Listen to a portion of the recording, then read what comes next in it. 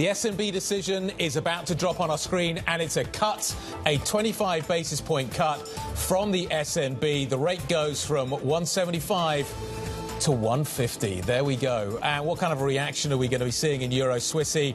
A big spike higher. The euro moves higher against the Swiss franc, unsurprisingly, on this surprising, to a certain extent, rate decision out of the SNB. The market got this one right. The massive hedging you're seeing, the massive options that are really kind of shorting the Swissy, got it right against the euro, against the yen, against the dollar, against the pound. Yes, this is really something, isn't it? Because this, of the major central banks around the world, this is a rate cut coming through, not leaving aside the BOJ, where things get complicated on a different time trajectory, but of the others, where we're waiting to see in 2024 when we get that first rate cut. Well, here we have one coming through from the SNB, and the market reacts as you mentioned. Only 5 out of 23 economists saw this one coming. Right.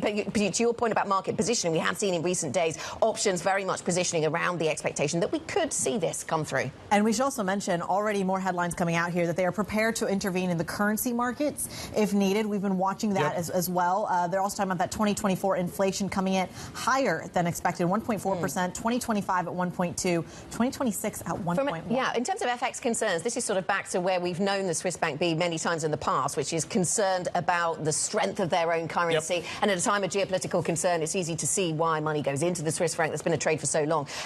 So this is part of that story, going back to that idea that you want to protect people from the Swiss franc becoming too strong. Recently, we'd seen a different obsession at the SNB, where actually they were worried about imported inflation, and so a different they want the inflation now. So in some ways, that bringing that currency down is going to maybe ameliorate some of the difficulty they're seeing surrounding the inflation, disinflationary trend that we are now getting.